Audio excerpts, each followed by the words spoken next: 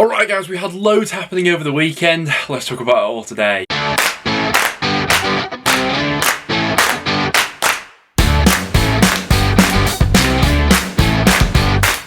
Guys, welcome back to another video on the channel. Like I said, we've got plenty to talk over in today's video. We'll have a brief little roundup of all the talking points we had from the FA Cup weekend. And then we got loads of transfer rumours to go ahead and dive into once again. So if you do go on to enjoy, make sure to leave a like and do stick around and subscribe for some regular Championship content. And also leave your thoughts in the comments down below in terms of what you made of the FA Cup weekend. Congratulations to everyone who progressed through to the 4th round. Commiserations to everyone who has been knocked out at this stage. My club Preston included in that. In terms of some of the talking points from the FA Cup weekend, we had Blackpool getting knocked out by Hartlepool, but probably even more damaging to Blackpool's season is the fact that Keshi Anderson picked up a hamstring injury, which looks to be quite serious and will be quite the blow for Blackpool at this stage of the season. Up until this point, you'd probably go as far to say that he's been their best player so far, so to lose him for a sizable chunk of this season really is going to be quite the hammer blow for Blackpool there. Millwall versus Crystal Palace reminded every Championship fan just how good Michael Elise is. Huddersfield successful against Premier League opposition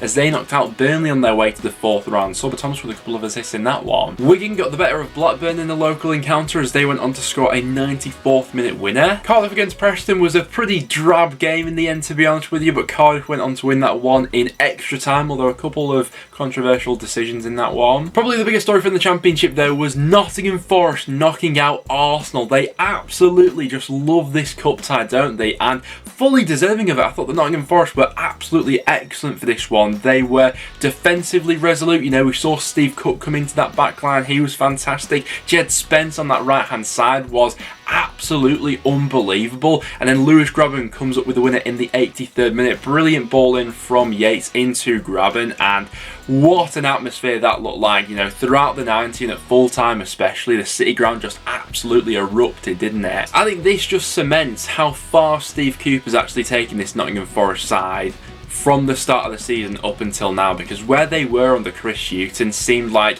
a billion miles away from challenging for the top 6 and going on to knocking out Arsenal in the FA Cup. So yeah, great stuff there from Forest. So if there were any other talking points from the games that you went to this weekend, make sure to get them in the comments down below. But now let's hop over into some transfer news. And starting out with some done deals, Richie Laurier has completed the move to Nottingham Forest, coming in as their 3rd signing already in the January window. Nottingham Forest certainly not messing about when it comes to getting deals over the line early on into this window, which can only be a benefit. But a Canadian fullback coming in here, and Nottingham Forest really addressing everything that we sort of spoke about them needing to quite early on in this window. We addressed the sort of lack of depth at times in those wing back areas, and they've gone ahead and done that right here. You know, I'd imagine that he'd come in and slot in maybe on that left hand side originally, which would allow then Colback maybe to move back into the midfield. But another option on that right hand side as well to compete with Jed Spence now, which is only a good thing. Blackpool completed the signing of Rochdale forward Jake Beasley. He's come in on an undisclosed deal. This will be the first time he's played Championship football, the 25-year-old in his career, so it'll be interesting to see how he sort of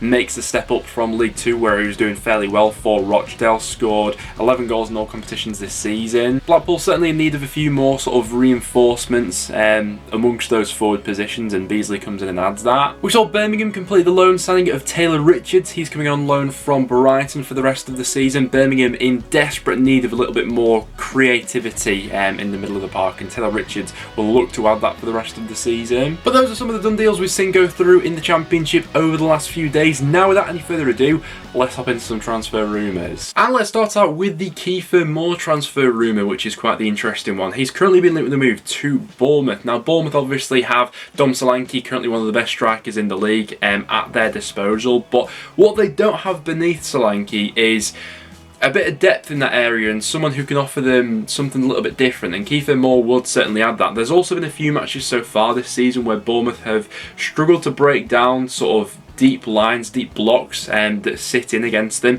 and Kieffer Moore would certainly add a different dynamic in that aspect. You know, if they did want to go a little bit more direct and be a real threat from balls coming into the box and things like that, Kieffer Moore would certainly add that. Now, by no means has he had the best season so far for Cardiff, although I would say that some sort of other external factors that go above Kieffer Moore haven't exactly helped him so far this season. You know, he's been part of a Cardiff side that has been struggling so far in terms of creativity. They've not been great so far in actually feeding him the ball. The amount of shots per 90 he's taken this season has gone down. But despite all that, he's still averaged a goal contribution every 214 minutes for Cardiff so far this season, which isn't bad going. He also scored 20 goals last season where he really showed what he could do. And he is probably Cardiff's most saleable asset at this point in time as well. Now the figures being quoted are around about £10 million, which is what Cardiff's current asking price is for the striker.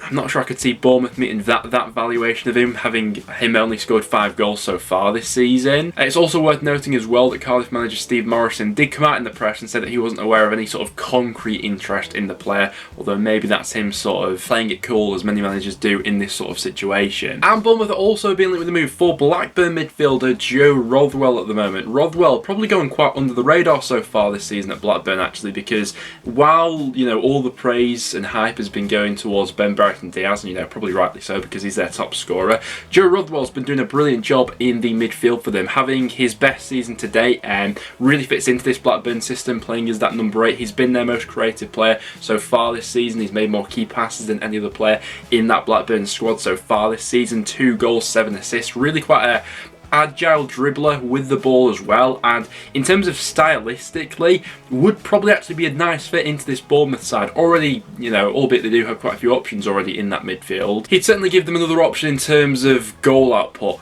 from those central positions. His contract is running out at the end of the season as well, which is something that I'm sure Blackburn fans have had their minds on for quite some time now, so yeah, potentially as a cut price for this one, you can see why the interest is there from Bournemouth. Not only would it strengthen them as well, but it would also weaken Blackburn, and obviously there's not much between them separating them in the table at the moment. Manchester City defender Taylor Harwood-Bellis is expected to complete a loan deal to Stoke for the rest of the season. He spent the first half of the season out on loan at Anderlecht, and we have seen him in the Championship before last season, spent it out on loan at Eaglewood Park at Blackburn, and this was a position that we expected Stoke to go ahead and strengthen, obviously with Sutar's injury, Ostergaard no longer there due to him returning to his parent club. And it's been quite obvious for some time now that the back three that Stoke have sort of been using have been struggling to sort of, you know, build up the play from the back, and you know, Taylor Harwood-Bellis at least offers something in that regard in terms of being a ball-playing defender. Preston North End are after a new left wing-back in the January window, and we've been linked to a couple so far. Tom Pearce has been the first name that has come up on the agenda for North End.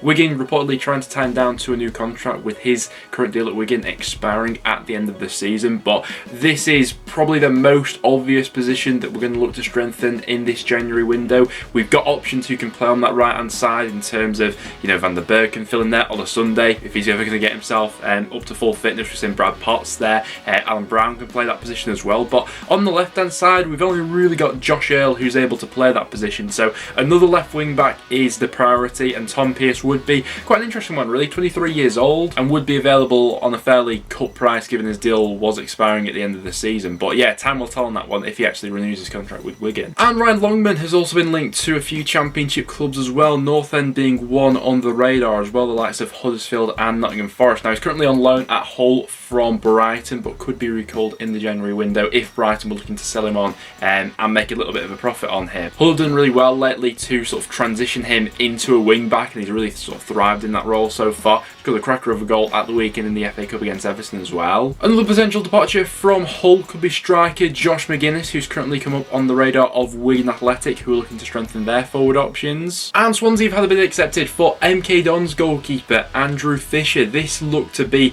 a deal which was always going to be on the cards. It had been previously mentioned before, and obviously with Russell Martin having that already established relationship with the player, they were probably after a bit of an upgrade in this position in terms of a goalkeeper who fits the style. You know, Ben Heyman probably not stylistically the best fit for, you know, Russ Martin's side looking to play out from the back and things like that. He's set to join on a permanent deal with a medical coming up today. And Blackburn have made a bid for Aberdeen's Ryan Hedges. This has also been a transfer which has been spoken about for quite some time now. His contract is coming towards an end at the end of the season, so Blackburn obviously looking to target a cut price deal in the January window. maybe even with one eye on the Joe Rothwell situation, potentially looking into his replacement here. Ryan Hedges, who is a playmaker, can either play out wide or in those central positions, you know, could be utilised as a number 8 where Joe Rothwell's been played. Good creative numbers for Aberdeen so far this season though, 4 assists, averages 2 key passes per 90, 26 as well, so at a good age. And Blackburn are also set to complete a deal for Deovazo Zifuk, which I'm definitely butchering the pronunciation of, but the fullback is set to complete a loan deal coming over for the rest of the season from Hertha Berlin. Now this is quite the interesting story because obviously Blackburn have Ryan Liambi's current contract situation. They're yet to agree any sort of new terms with him, and he's got a deal which is running out at the end of the season, so maybe a little bit of future planning here for this one. Looks like a good defender by all accounts though. Blackburn's certainly not messing around when it comes to strengthening their squad in January. And Blackburn have also been mentioned in contention for Blackpool's Josh Bowler as well. Quite a few Championship clubs said to be chasing him at the moment. Now in one of the more recent transfer rumour roundup videos that we did, we spoke about the recent bid that Nottingham Forest put in for Josh Bowler. That was since rejected by Blackpool and was said to be well short of their valuation for the player. But since Nottingham Forest have had an interest, a whole host of other Championship clubs have joined the party. Fulham, Blackburn and Stoke have also been mentioned with a possible transfer in this one. Now, Josh Bowler's been really good for Blackpool so far this season, more dribbles than any other Championship player so far this season. However, you'd imagine that even more so now with that injury to Keshi Anderson, Blackpool will be doing absolutely everything they can to keep hold of it. Newcastle are one Premier League club who are said to be interested in QPR forward Lyndon Dykes. Dykes has had quite the interesting career at QPR. When he first signed for them,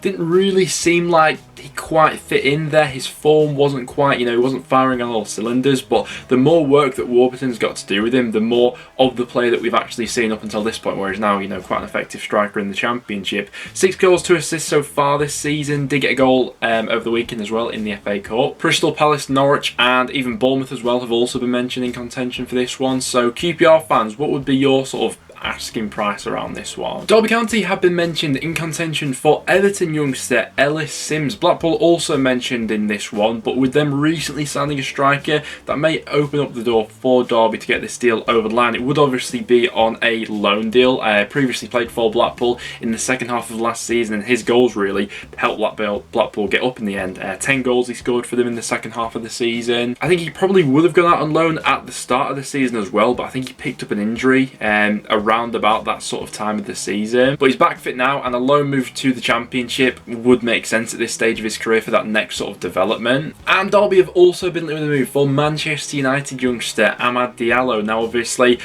everything that we speak about with Derby at the moment in terms of potential incomings and things like that, all subject to, you know, the takeover talks and things like that. But in terms of a high quality loan deal, which does seem to have some elements of truth to it, this one would be absolutely quality for Derby. Obviously, Rooney will have his context and his own sort of pull within the game. Added on top of that as well, Derby have quite a progressive sort of style, which you could see, you know, youngsters from the Premier League wanting to come into and sort of learn from. If the player is to be made available though on a loan deal, you could imagine quite a few Championship clubs would be interested in this sort of move. But guys, there we have it. That will wrap it up for today's video. Thank you very much for tuning in. As always, make sure to get your thoughts in the comments down below of any other sort of transfer rumours that you've seen over the past few days. We also have a Championship game going on tomorrow as well, the rearranged Reading versus Fulham.